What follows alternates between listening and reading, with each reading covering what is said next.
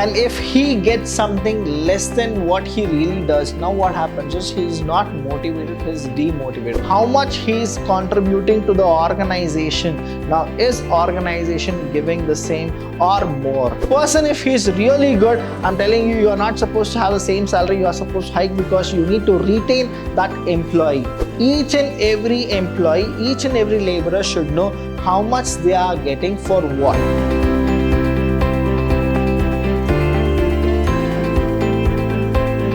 Hello everybody, a warm welcome to one and all. I'm Abhilash Chandra from the Department of Commerce and Management in Vidyashram First Grade College, the Temple of Excellence. Welcome to the second session, and in this session I'm going to explain you about the principles of wage and salary administration. What are the real principles and why wages and salary administrations is formed in all the organization. The first one here you need to know is there should be a definite plan and a system to ensure that the difference in payment will be maintained properly. So here why we really need is, now when we go with a company, please do understand that we cannot go for a favoritism or partiality when we are distributing the wages and the salary.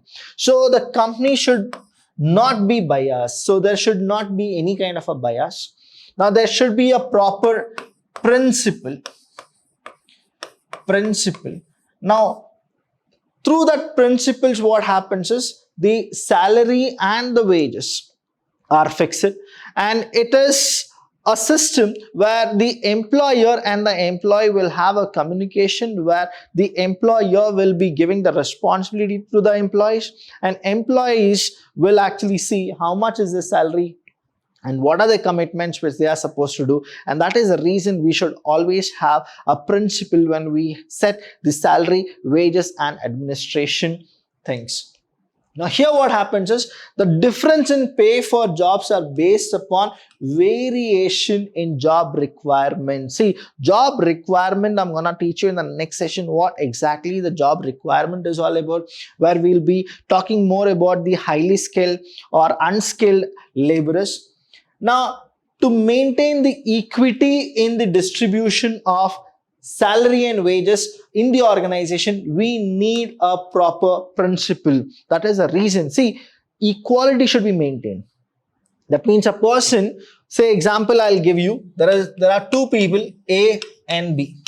Now both of them, they are in the same level.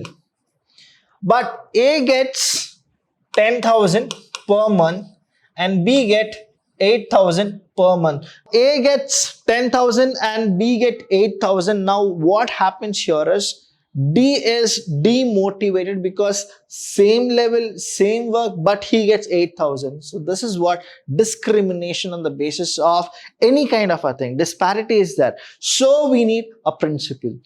So maintaining competitiveness in the wage market. That means what here is, now there are so many companies. Now usually what happens is, it's been a very transparent issue, that is a wage and salary administration, where I can see that what the other company is paying to the same level of manager in other companies. Now what happens is, what I feel is, say example, if I'm getting 1 lakh rupees and some other company is paying same level person 2 lakh rupees. Now I feel that why should I work in this company? I should actually rather go to that company and work for at least 1,50,000 or 1,60,000, something more than this company. That is the reason we should have a standard wage rate systems. Now maintaining competitiveness in the wage market means that the general level of wage and salary should be reasonably in line with the prevailing market. So what the market is, we are supposed to know. And then we are supposed to decide that what the employee should get and what the employee should not.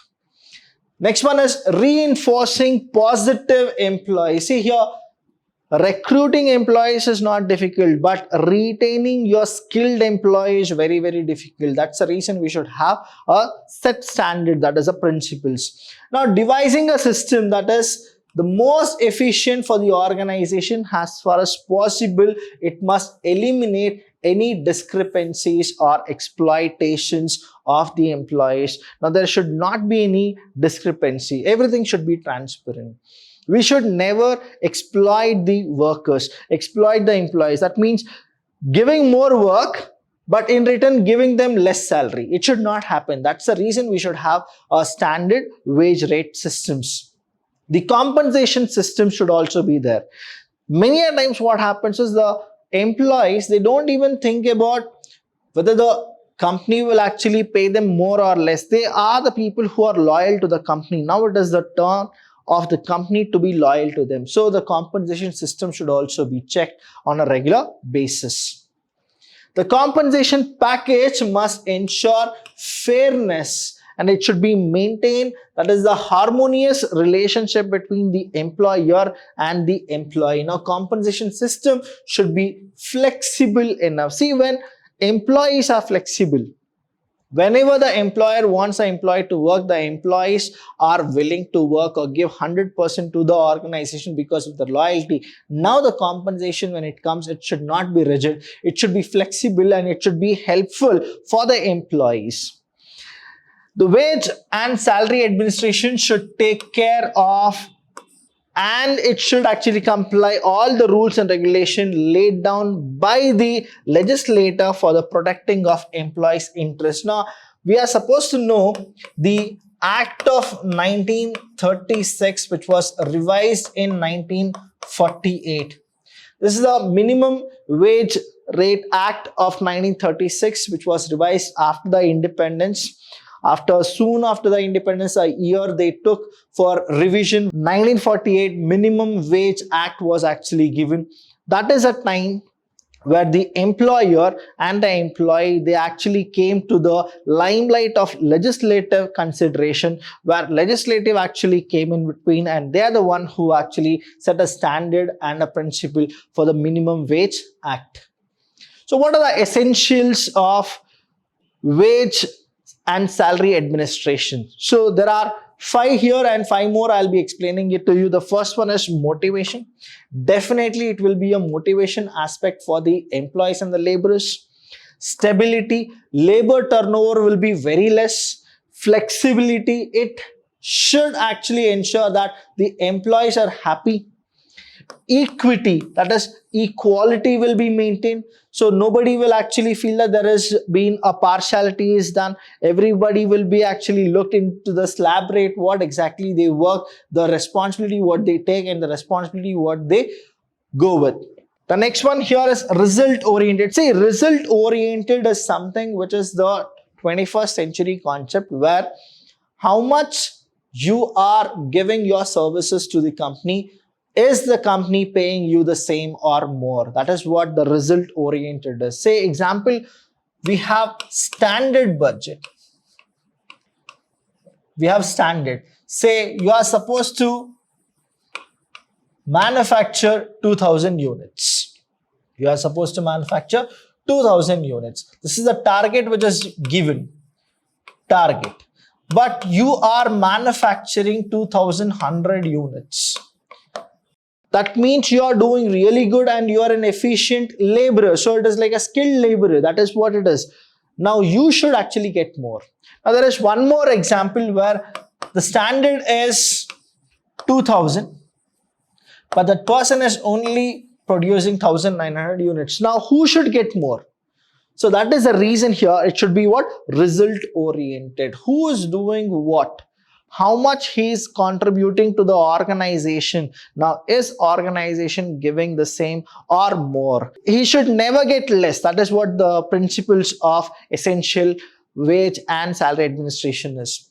Next one is simplicity, economy, reasonable standards, security, and mutual cooperation.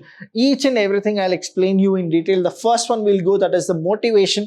So motivation, here when we go with the motivation and the motivation factor, please understand, any employee or laborer, if we take into consideration, they'll work for something called a motive. Now what will be the motive? That is, one of the motivation of any employee is what? The money which is given by the company, that is, has salary. Salary is not the only motivation factor, but let me just tell you that one of the factor is salary. Now here what happens is the employee is actually giving his 8 hours, and if he gets something less than what he really does, now what happens is he is not motivated, he is demotivated. I gave an example where there are two people who are working in the same level, A and B, where A gets 10,000 rupees and B gets 8,000 rupees. So definitely the 8,000, the salary, which is like only 2,000 rupees difference, but that 2,000 makes a lot of difference here. So the motivation factor is what? Whoever actually worked more, you give them more. If he works more after a month, I'm telling you that he should actually get something. If not a hike in a salary, but a compensation or benefits or something more than 10,000. If he works more, he'll definitely get more salary. When he gets more salary, he's motivated towards his salary statement and he works more in the organization. That is where you can actually draw efficiency from the employees. The next one is stability. Now, the system of wage payment should be permanent and stable. Now, why this point is giving us a different opinion? Because from the month of January to December, if you have decided that you are paying a person 20,000 rupees, you should pay the person the same salary. Only after a year of his experience, you can hike if you feel that he has done something more or he has contributed something more to the organization. If not, I'm telling you here as a HR manager, you are not supposed to hike anybody's salary, because the more you are hiking or you are reducing it, now there is a volatility in the slab rate of salary and wages. That is the time there will be more conflicts. Fluctuating system may create a doubt in the mind of workers. Say example, January you are paying the person 20,000 rupees. In the month of March you are paying 16,000 rupees. In the month of September you are paying 22,000 rupees. Now what exactly the salary of a person is not determined. So that's the reason salary is always fixed for at least a year or two. At least I'm telling you. But that person, if he's really good, I'm telling you, you are not supposed to have the same salary. You are supposed to hike because you need to retain that employee. There should be no fear of rate cutting with increases in the output. Whenever the production is good, the person who is doing the work is efficient, now you should actually increase his salary. In the meantime, if the production is not happening properly, if that person is not efficient, he is not up to the mark, without any hesitation, the salary should be actually deducted. Flexibility. Now, the wage plan must be capable of being adjusted quickly to the changing requirement of the enterprises. Now, why this type of flexibility comes is it's all about the demand and supply. Now, many of the organizations, they have actually taken this advantage of pandemic where they are actually chopping the jobs, in the sense that there are many laborers and the employees who don't have any work in this pandemic and they are being sent to the houses. Now, after the pandemic is all done, again they'll start recruiting. That is a time where demand will be more and supply will be less. So this will definitely happen if everything becomes the same routine. It should permit an early detection and correction of mistakes. Now, 2018, Wipro had sent 100 plus employees out of the organization. Now, the Supreme Court have ordered that Wipro should actually take all the people whoever were taken out in 2018. Now, the reason here is what? The detection has happened and the corrections or the mistakes should be rectified very, very fast. That's the reason legislative consideration is very, very needed. That's why you should have the flexibility. Equity. The wage differentials should be based on some rational and objective criteria. If not, you should never have any disparity or any kind of inequality. The wage system should ensure equal pay for the equal work, whether it is men or women or whoever it is.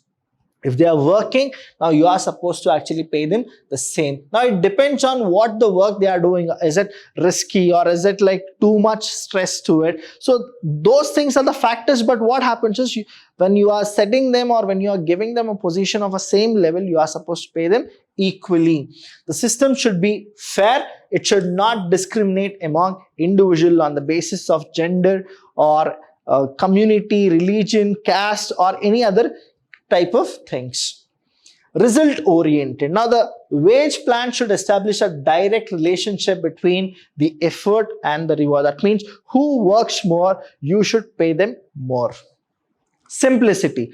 The system of wage payment should be easy to understand and simple to operate. See why they say it should be simplicity, in the sense each and every employee, each and every laborer should know how much they are getting for what.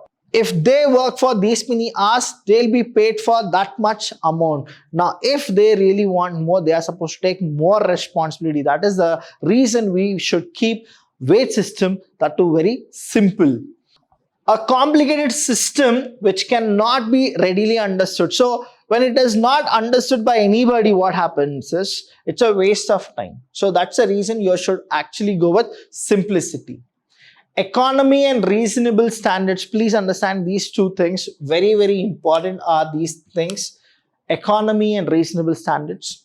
Now, cost of designing and administrating the system should be reasonable. So whatever you do, it should not be like, I'll pay more right now, later I'll just cut little. No, you can't actually go with it. You should know how much you have and how much you can afford for it. The wage system should permit maximum efficiency and minimum labor cost of units. But usually what happens, this happens when the employer is in advantage.